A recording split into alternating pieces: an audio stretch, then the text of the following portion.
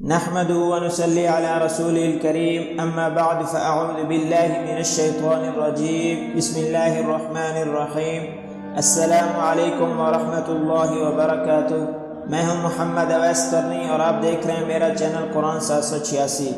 آج جو میں ویڈیو لے کر آپ کی خدمت میں حاضر ہوا ہوں یہ بہت ہی خاص ویڈیو ہے۔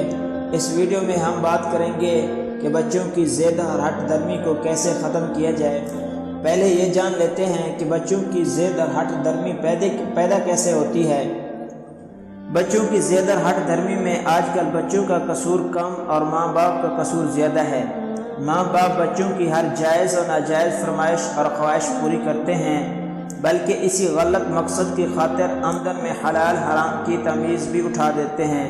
اس سے بچہ اتنا بگڑ جاتا ہے کہ وہ نہ سننے کا عادی نہیں رہتا۔ چنانچہ جب اس کی کوئی بات رد کرتے ہیں، کوئی فرمائش پوری نہیں کرتے یا اس کی مرضی کے خلاف کوئی کام کہتے ہیں تو وہ اکڑ جاتا ہے۔ اپنے ہاتھوں سے پہلے بگاڑ کر پھر تعویذوں، دعاؤں اور پھونکوں کے چکر میں پڑنا دانش مندی سے بعید چیز ہے۔ بچوں کے ساتھ طرز عمل وہ اختیار کریں جس سے ظاہر ہو کہ آپ ماں باپ ہیں، آپ کا ان پر حکم بھی چلتا ہے اور ان کے بھلے اور برے کا فیصلہ آپ کرتے ہیں، نہ کہ بچہ پیدا ہوتے ہی اپنے فیصلے خود کرنے لگ جائیں۔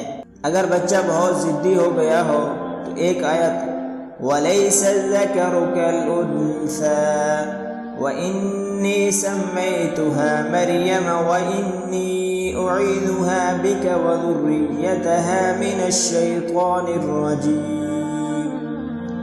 41 بار پڑھ کر روزانہ اسے دم کریں اور کشمش پر بھی دم کریں۔ کشمش کے 5 یا 7 دانہ روزانہ اسے کھلائیں۔ انشاءاللہ اس کی ہٹ درمی اور ضد اللہ تبارک و تعالی ختم کر دیں گے۔